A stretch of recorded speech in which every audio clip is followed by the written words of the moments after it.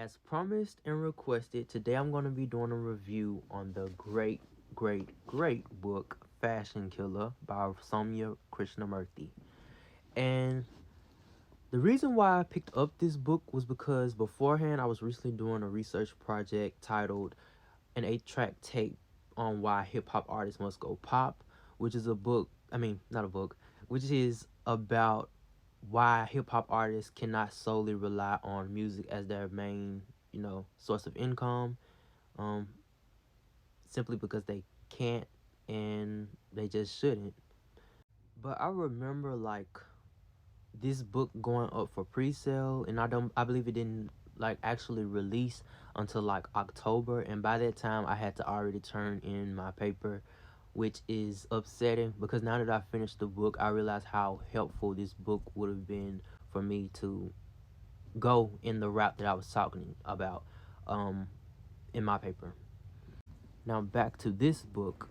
I don't want to give too much of everything that goes on in the book, but I just want to say it's a very good book, and if you're interested in fashion, hip hop culture, or just music as a whole and the business behind music, you should definitely give this a read, and because it's worth the read. I'm just going to talk about one story, one of the meaning that I liked out of the book, and it was just shows you how much of an impact hip hop has on these different industries, and that's why they shouldn't be these artists, hip hop artists, shouldn't be subjected to just one industry.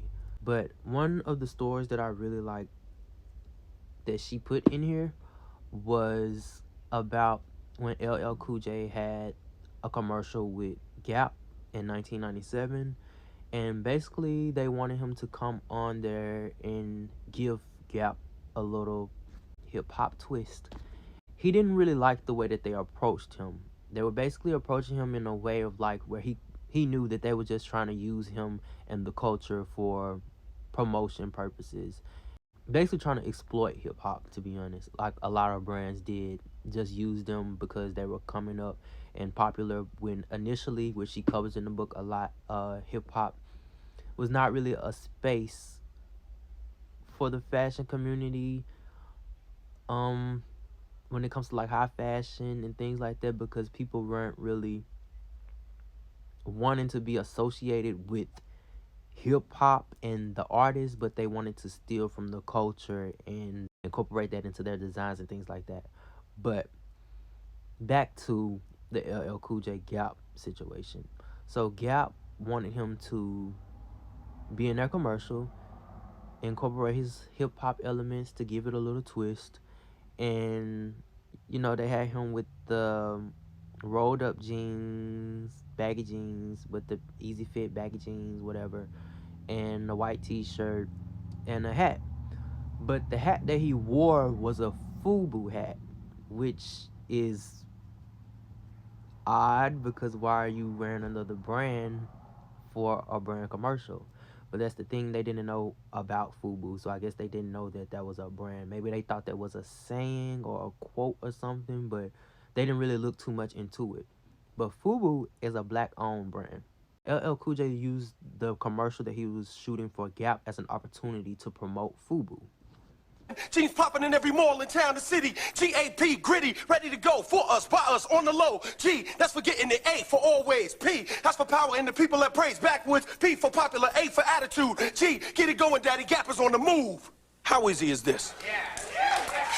So for us, by us is the slogan and for FUBU, and it's the acronym of FUBU,